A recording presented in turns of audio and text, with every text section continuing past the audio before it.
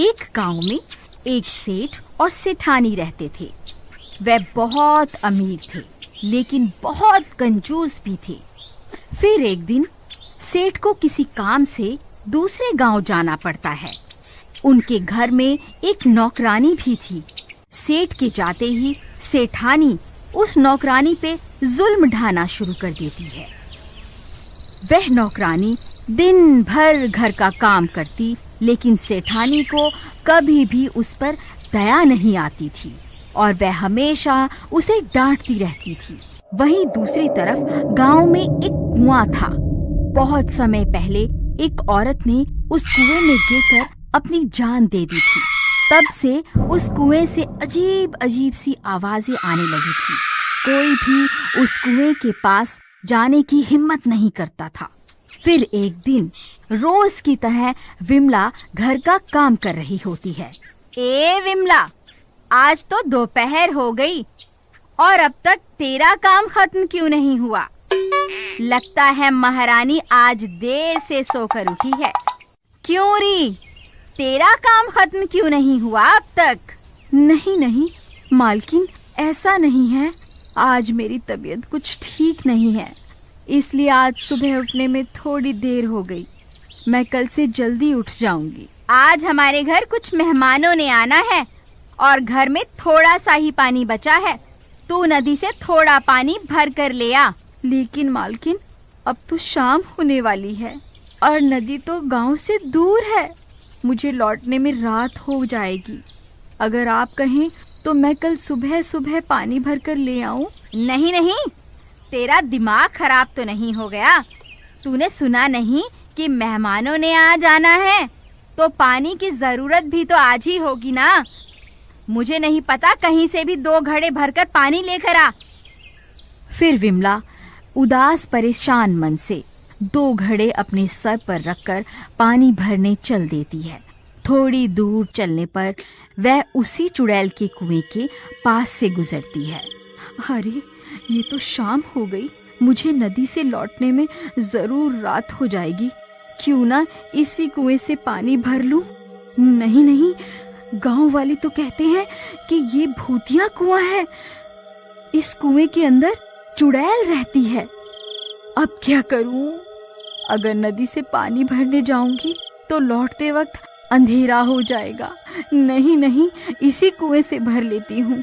फिर वह उस कुएं के पास पानी भरने पहुंच जाती है। जैसे ही वह उसमें झांक कर देखती है, उसे उस कुएं में से अजीब अजीब सी आवाजें आने लगती हैं। कोई है? मेरी मदद करो, मैं इस कुएं में गिरी हुई हूँ। कोई मेरी जान बचाओ, मेरी मदद करो। अरे, ये कौन है? ये तो कोई लड़की की आवाज है। लगता है इसे मेरी मदद की जरूरत है। तुम कौन हो? तुम इस कुएं में कैसे गिर गई? क्या तुम मुझे सुन सकती हो? फिर जैसे ही विमला कुएं में झांक कर देखती है, तभी वह कुएं की चुड़ैल उसे कुएं के अंदर खींच लेती है। बचाओ बचाओ, कोई है? कोई मेरी जान बचाओ। हे भगवान, मेरी मदद करो। तभी विमला के सामने एक चुड़ैल आकर खड़ी हो जाती है। विमला बहुत डर जाती है। हा हा हा हा हा हा हा हा। आज बहुत सालों के बाद कोई इस कुएं की तरफ आया है। मैं कब से इसी कुएं में इंतजार कर रही थी। आज जाकर मेरा इंतजार खत्म हुआ। मुझे छोड़ दो, मुझे जाने दो। गांव वाले सही कहते थे, इस कुएं में चुड़ैल का वास है। तभी वह चुड़ैल विमला के शरीर में घुस जाती है और फिर वह चुड़ैल कुएं से बाहर निकल आती है। फिर वह दोनों खाली मटकों को अपने सर पर रखकर वापस अपने घर की ओर चल देती है और थोड़ी देर में घर पहुंच जाती है। घर पर मेहमान आ चुके होते हैं। ए विमला, जल्दी जाके सारा पानी रसोई घर में रख दे और जल्दी से हम सब के लिए भोजन तैयार कर दे। मेरे भाई को पनीर की सब्जी बहुत पसंद है। चल निकल यहाँ से। तेरी इतनी हिम्मत, मुझे हुक्म देती है? ले, खुद ही भर के पानी ले आ इसमें। इतना बोलकर वह दोनों घड़ों को जमीन पर पटक देती है। अरे दैया रे, इसकी हिम्मत तो देखो। भाभी, आपने अपनी नौकरानी को बहुत सर चढ़ा रखा है। इसकी हिम्मत तो देखो। इतना गुस्सा, इसने तो दोनों घड़े ही तोड़ दिए। ए विमला, ये तूने सही नहीं किया। तूने मेरे मेहमानों के सामने मेरी बेइज्जती करके अच्छा नहीं किया। तुझे इसकी सजा जरूर मिलेगी। जल्दी से ये टूटे हुए घड़े समेट और जाकर खाना बना। अच्छा, तो अब तू मुझे हुक्म देगी? तेरी इतनी हिम्मत? मैं बहुत थक गई हूँ। चल, जाकर मेरे लिए एक गिलास खून भर कर लेकर आ। भाभी, ये तो खून मांग रही है। आपकी नौकरानी खून भी पीती है? अरे तुम दोनों रुको, इसे मैं सीधा करता हूँ। ए नौकरानी कहीं की, लगता है तू ऐसे नहीं मानेगी। तभी बबलू चुड़ैल के बाल पकड़ लेता है और जोर जोर से उन्हें खींचने लगता है। क्यों? अब बोल। अभी तो बहुत बोल रही थी, अब तेरी बोलती कैसे बंद हो गई? तभी चुड़ैल उसके हाथ पर जोर से काट लेती है। अरे मर गए रे, ये भूखी तो मेरा हाथ ही चबा गई। हाय मेरा हाथ। अरे रेखा, ये देखो इस नौकरानी ने मेरा क्या हाल कर दिया। हाय, बहुत दर्द हो रहा है। तेरी इतनी हिम्मत, तूने मेरे भाई का ही हाथ काट खाया? रुक, तुझे अभी बताती हूँ। फिर सेठानी विमला को सबक सिखाने के लिए आगे बढ़ती है। तभी विमला उसके बाल पकड़ लेती है। क्यूरी मोटी, तू मुझे सबक सिखाएगी? अब बोल, अब तेरी जुबान बंद कैसे हो गई? हे भगवान, इस विमला को आज ये क्या हो गया?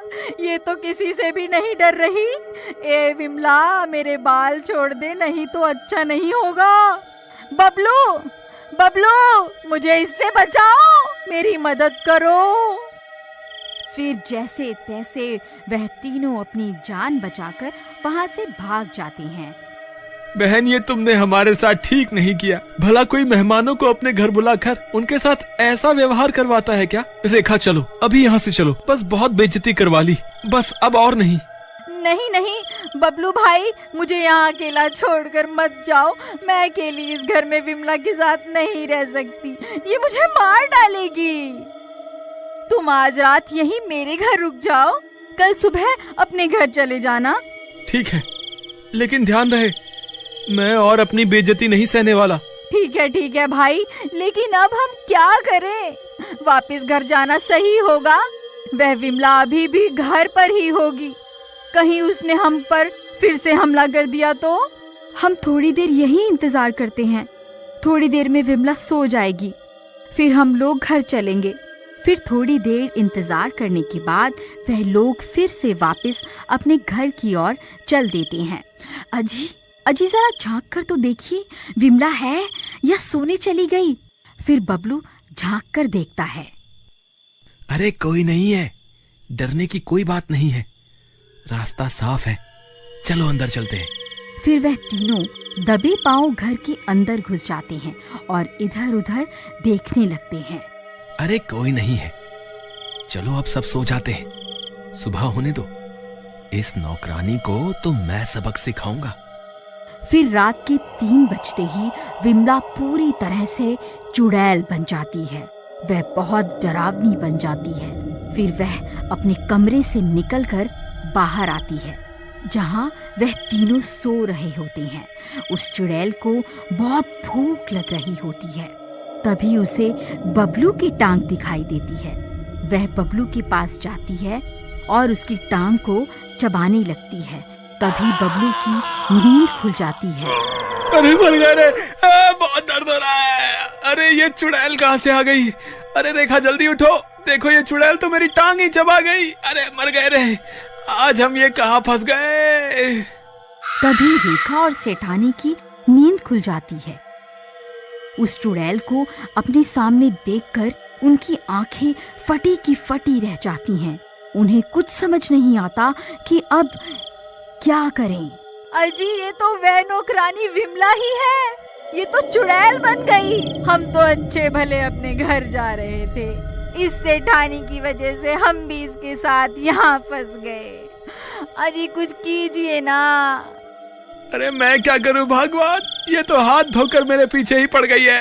पहले मेरा हाथ चबा डाला, अब मेरी टांग खा गई है। हाय बहुत दर्द हो रहा है, हाय मैं मर गया। मैं बहुत सालों से भूखी हूँ।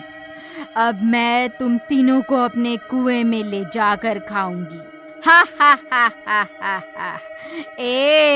तेरी टांग तो बहुत स्वादिष्ट थी, सबसे पहले तुझको खाऊंगी। अरे मर गए रे, ये तो सबसे पहले मुझे ही खाने को बोल रही है। अरे भागो रे भागो, अपनी जान बचा कर भागो। अरे भागो रे, ये चुड़ैल तो पागल हो गई है, आज ये किसी को नहीं छोड़ेगी। अजी रुकिए, हमें यहाँ अकेला छोड़कर कहाँ जा रहे हैं? फिर वह दोनों भी बबलू के पीछे पीछे भागने लगती हैं। अजी ये आपने ठीक नहीं किया, मैं तो आपको बहुत बहादुर समझती थी। आप तो एक नंबर के डरपोक, आप मुझे वहाँ अकेला मरने के लिए क्यों छोड़कर आए? फिर इतना शोर शराबा सुनकर कुछ गांव वाले वहाँ पहुँच जाते हैं। अरे भाई क्या हुआ? तुम सब इतना घबराए हुए क्यों हो? तुम सब इतनी रात गए यहाँ इतना शोर क्यों मचा रहे हो? कहीं कोई चोर वोर तो नहीं आ गया? अरे नहीं भाई, हमारे घर की नौकरानी के ऊपर चुड़ैल का साया आ गया है। चुड़ैल ने उसके शरीर पर कब्जा कर लिया है। देखो उसने मेरी क्या हालत कर दी है। हम तो वक्त रहते वहाँ से भाग आए, नहीं तो वो हमें कुएं में ले जाकर कच्चा खाने की बात कर रही थी। क्या कहा भाई? कुएं में ले जाकर? कहीं वो कुएं की चुड़ैल तो नहीं जिसके बारे में सब गांव वाले बातें किया करते हैं? हे भगवान, मुझे तो लगता है ये उसी कुएं की चुड़ैल है। वो इतने सालों के बाद उस कुएं से आजाद हुई है, अब वो किसी को जिंदा नहीं छोड़ेगी। अरे भाई ऐसा मत कहो, तुम तो हमारी मदद करने के बजाय और डरा रहे हो। कोई तो उपाय होगा इस चुड़ैल से पीछा छुड़ाने का। भाई अगर हमें उपाय पता होता तो हम पहले ही इस चुड़ैल से छुटकारा न पा लेते। लेकिन भाई हमें कुछ ना कुछ तो करना ही होगा। वो चुड़ैल किसी भी वक्त यहाँ आती होगी, जल्दी से कोई तरकीब सोचो। कोई तो रास्ता होगा। इस चुड़ैल की कोई ना कोई कमजोरी तो जरूर होगी। ये चुड़ैल हमें कुएं में ले जाकर खाने की बात कर रही थी। चलो हम उसी कुएं के पास चलते हैं। और फिर वह सब लोग उस कुएं की ओर चल देते हैं और कुछ ही देर में वह लोग वहाँ पहुँच जाते हैं। अजी मुझे तो लगता है हमने यहाँ आकर बहुत बड़ी गलती कर दी। ये कुआं तो उस चुड़ैल का घर है, वह यहाँ जरूर आएगी। मुझे लगता है हमने यहाँ आकर अपनी मौत खुद ही तय कर दी है। ऐसा कुछ नहीं होगा, मुझे लगता है ये कुआं ही उस चुड़ैल की सबसे बड़ी कमजोरी है। ये उसका घर है। उसने सालों तक इसी कुएं में रहकर इतनी सारी शक्तियों को हासिल किया है। अगर हम इस कुएं में आग लगा दें तो जरूर उस चुड़ैल की सारी शक्तियां खत्म हो जाएंगी। चलो हमें देर नहीं करनी चाहिए, जल्दी से इस कुएं में आग लगा देते हैं। इसके अलावा हमारे पास कोई और तरकीब भी तो नहीं है। फिर वह सब मिलकर सूखी घास और पेड़ की सूखी टहनियों को उस कुएं में डालने लगते हैं। तभी उन्हें डरावनी डरावनी आवाजें आने लगती हैं। ये कैसी आवाजें हैं? कहीं वो चुड़ैल यहाँ तो नहीं आ रही? अरे मर गए रे, वो देखो वो चुड़ैल तो यहीं आ रही है। आल तू जलाल तू आई बला को टाल तू, आल तू जलाल तू आई बला को टाल तू। हे भगवान हमारी रक्षा करो। तभी उन्हें दूर से वह चुड़ैल आते हुए दिखाई देती है। वह सब लोग उसे देखकर बहुत डर जाते हैं। ए गांव वालों, अच्छा हुआ तुम मुझे यहीं मिल गए। तुम सबकी मौत तुम्हें यहाँ खींच कर लाई है। ए चुड़ैल, हम तुझसे नहीं डरते। मुझे तेरी कमजोरी के बारे में पता चल गया है। तू हमारा कुछ नहीं बिगाड़ सकती। मैं तुझसे नहीं डरता। रुक, तुझे अभी मजा चखाता हूँ। बबलू भाई थोड़ी कम हेकड़ी झाड़ो, ज्यादा हीरो मत बनो। जिस तरकीब को लेकर इतना उछल रहे हो ना, अगर वो तरकीब फेल हो गई तो सबसे पहले ये तुम्हें ही कच्चा खाएगी। चल डरपोक, चल भाग यहाँ से। तभी बबलू एक मशाल में आग जलाकर उसे कुएं में फेंक देता है। देखते ही देखते कुएं से आग की बड़ी बड़ी लपटें उठने लगती हैं। ए मूर्ख इंसान, ये तूने क्या कर दिया? नहीं नहीं, ऐसा नहीं हो सकता। अरे मर गई रे, ये मुझे क्या हो रहा है?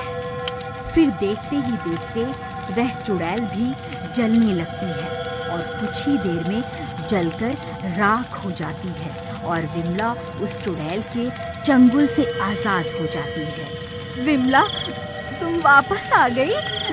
तुम ठीक तो हो ना?